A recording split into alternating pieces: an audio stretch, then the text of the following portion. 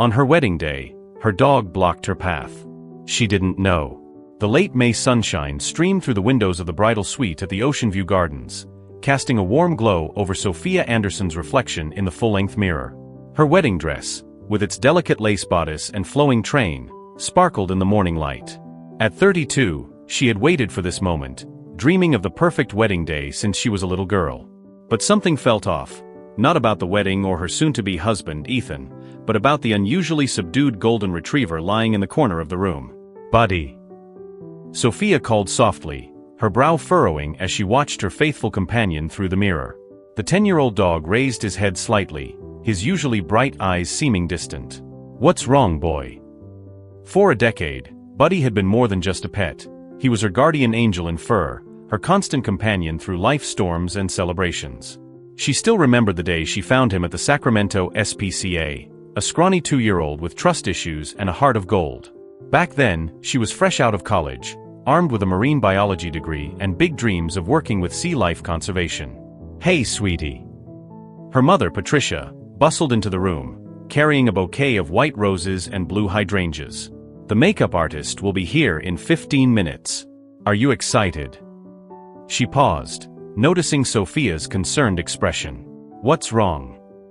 Sophia gestured toward Buddy. "He's not himself today. He barely touched his breakfast, and he hasn't moved from that spot all morning." Patricia waved her hand dismissively. "He's probably just picking up on all the excitement. Dogs are sensitive to changes, you know that. Now, let's focus on getting you ready. We have a strict timeline to follow." But Sophia couldn't shake the feeling that something was seriously wrong. Over the years, she had learned to trust Buddy's instincts. He was there when she caught her ex-boyfriend Mike cheating, growling at him days before she discovered the truth. He had sensed her father's heart attack before anyone else, whining and pawing at Dad's chest minutes before he collapsed. Buddy's intuition had never been wrong. The memory of those moments flooded back as she recalled how Buddy had been her rock through every crisis. When the Marine Research Center laid her off during the recession, she spent 3 months sending out resumes and facing rejection after rejection. During those dark days, Buddy would rest his head on her lap, his warm presence reminding her that she wasn't alone. He would bring her his favorite toy, a tattered blue dolphin, whenever she started crying, refusing to leave her side until she smiled. Then came the day that changed everything. She had taken Buddy to Ocean Beach Dog Park in San Francisco, watching him chase seagulls along the shore. That's when Ethan literally ran into her life, his chocolate lab, Luna, tangled up with Buddy in a chaotic mess of leashes and wet sand. Ethan had apologized profusely, his green eyes crinkling with genuine warmth as he helped her untangle the dogs. They ended up talking for hours, discovering their shared love for marine life. Ethan was a marine veterinarian, and their mutual passion for animal welfare. Through their 2-year courtship, Buddy had been there for every milestone. He supervised their first kiss, approved of Ethan moving in by sharing his favorite spot on the couch, and was even part of the proposal. Ethan had attached the ring to Buddy's collar during a sunset beach walk, and the dog had proudly delivered it when Ethan got down on one knee. A soft whimper pulled Sophia from her memories. Buddy had risen shakily to his feet, swaying slightly as he made his way to her. The sight sent alarm bells ringing through her mind. "Mom, something's really wrong," Sophia said, kneeling beside her dog despite her mother's protests about wrinkling the dress. Buddy's nose felt warm, and his breathing seemed labored. When she tried to stroke his head, he flinched, something he had never done before. "Sophia, please," Patricia pleaded, checking her watch. "The photographer will be here any minute, and we need to start your makeup. The ceremony is in 3 hours." But Sophia was already reaching for her phone, her hands trembling as she dialed Dr. Martinez, Buddy's regular veterinarian. The call went to voicemail. Of course, it was Saturday. The emergency animal hospital was 45 minutes away in the opposite direction from the church. "I need to take him to the vet," Sophia announced, standing up with determination. Patricia's face paled. "You can't be serious. There are 150 guests arriving, the caterers are setting up, and Pastor Williams has another wedding at 4. We can't postpone this." "Mom," Sophia's voice cracked with emotion, "Buddy has been there for every critical moment of my life over the past 10 years. He's family. I can't ignore this." A gentle knock on the door interrupted their argument. Ethan's sister, Emma, poked her head in. "Everything okay in here?" "I heard raised voices." Sophia quickly explained the situation, tears threatening to ruin her minimal makeup. Emma listened sympathetically, then offered to call her brother. Minutes later, Ethan arrived, still in his dress pants and undershirt, his tie hanging loose around his neck. "What's going on, love?" he asked, his concern evident as he took in the scene. Before Sophia could respond, Buddy suddenly became alert, his ears perking up. He lurched to his feet, positioning himself between Sophia and the door leading to the garden where the ceremony would take place. His growl was low and warning, a sound she had rarely heard from him. "Buddy." Ethan approached carefully, his veterinary training kicking in as he observed the dog's behavior. "Let me take a look at him." But Buddy was focused on something else. His growl intensified, and without warning, he darted through the door to the garden. Sophia followed, hiking up her dress, her heart pounding. As she stepped onto the stone path, she froze in horror.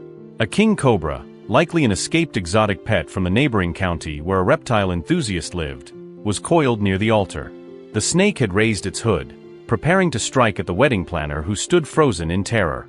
Buddy launched himself forward with a speed that belied his age and condition, placing himself between the cobra and its intended target. What happened next seemed to unfold in slow motion. The cobra struck, its fangs finding their mark in Buddy's shoulder. The dog's powerful jaws clamped down on the snake's head, killing it instantly, but the damage was done. Buddy collapsed, his golden fur stark against the white aisle runner. "No!" Sophia screamed, rushing forward. Ethan was already moving, his medical training taking over. "We need to get him to the emergency vet now," he shouted, carefully lifting Buddy's limp form. "Emma, get my car." The next hour was a blur of tears and sirens as they raced to the animal hospital, Sophia cradling Buddy's head in her lap, her wedding dress stained with blood and dirt. She didn't care about the dress, the guests, or the perfect wedding she had planned. All that mattered was the labored breathing of her faithful friend. At the hospital, Dr. Emily, the emergency veterinarian, rushed Buddy into treatment. "King cobra venom is extremely toxic," she explained grimly. "We'll do everything we can, but you should prepare yourselves." In the waiting room, still in their wedding attire, Sophia and Ethan held each other. Their phones buzzed constantly with messages from concerned guests, but they barely noticed.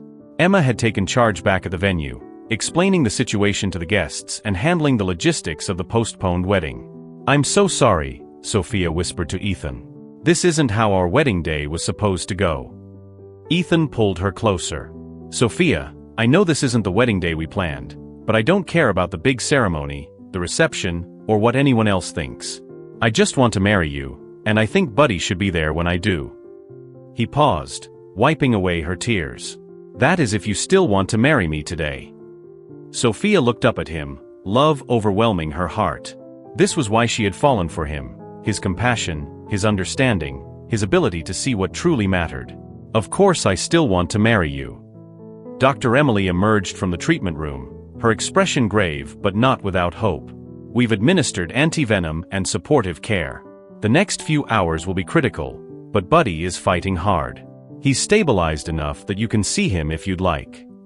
In the treatment room, Buddy lay on a bed of blankets, connected to monitors and 4 lines.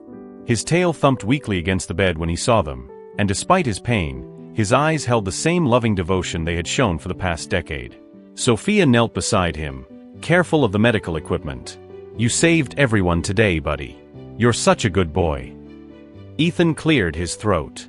"Dr. Emily, I know this is highly unusual, but would it be possible for us to have a very small ceremony here? Buddy has been such a huge part of our relationship, and we'd like him to be present when we exchange our vows." Dr. Emily's eyes softened.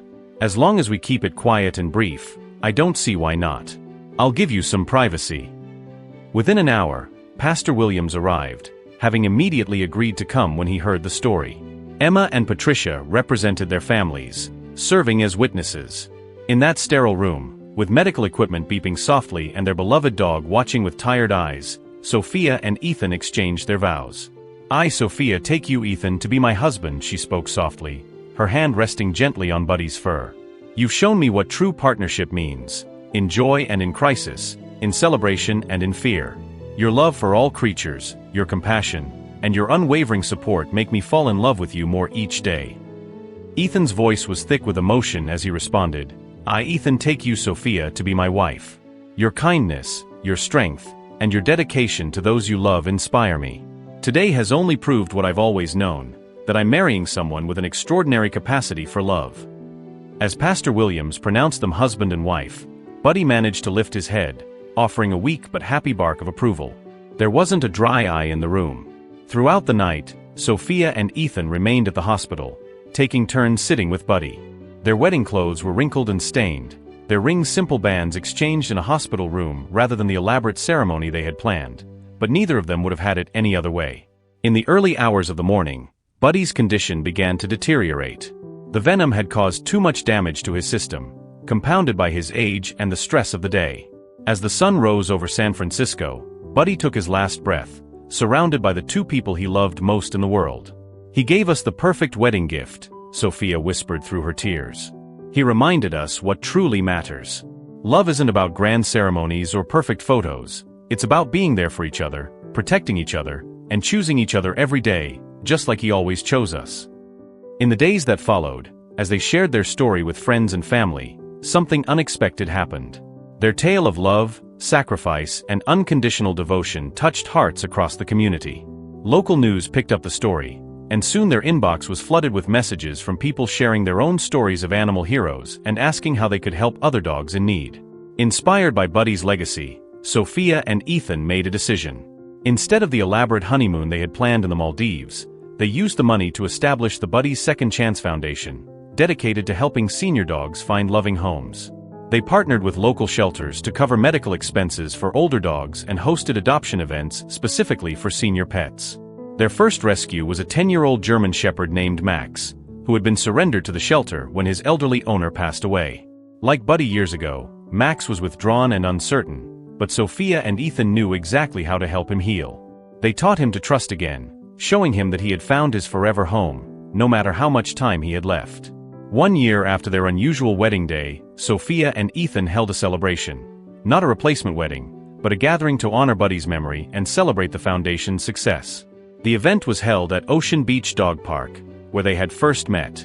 Dozens of families attended with their adopted senior dogs, each one a testament to Buddy's lasting impact. During the celebration, Ethan surprised Sophia with a special gift, a custom-made necklace featuring a paw print charm made from an impression of Buddy's paw, taken during happier times. On the back was engraved a simple message: "Love leads the way." "You know," Sophia said, touching the charm as they watched the sunset over the ocean, "when I was planning our wedding, I thought everything had to be perfect. I wanted the kind of ceremony that would make everyone cry happy tears and take beautiful pictures for our album." Ethan wrapped his arm around her shoulders. "And instead, we got something better. We got a reminder of what real love looks like: messy, unconditional, and brave. Buddy showed us that sometimes the most beautiful moments come when all our careful plans fall apart." As if on cue, Max trotted up to them, carrying his favorite toy, a blue dolphin, just like the one Buddy used to bring Sophia when she was sad. He dropped it at their feet, his tail wagging hopefully. Sophia laughed through her tears, picking up the toy. "You know what else Buddy taught me? That there's always room in our hearts for more love. It doesn't diminish what we had with him, it honors it." The foundation continued to grow, touching more lives with each passing year. Sophia and Ethan never did reschedule that elaborate wedding ceremony. Instead, they found that their impromptu hospital room vows, witnessed by their dying hero, had given them something far more meaningful than any traditional wedding could have provided. They had learned that love doesn't always look the way we expect it to. Sometimes it comes with fur and 4 legs, teaching us lessons about loyalty, courage, and sacrifice. Sometimes it shows up in emergency rooms instead of churches, and sometimes it's most powerful when it's least perfect. Buddy's story became more than just a tale of a dog who saved his owner on her wedding day. It became a reminder that true love, whether between humans or between humans and their animal companions, isn't about perfect moments or carefully orchestrated events. It's about being there when it matters most, about sacrifice and courage, and about choosing love even when it means letting go of our carefully laid plans.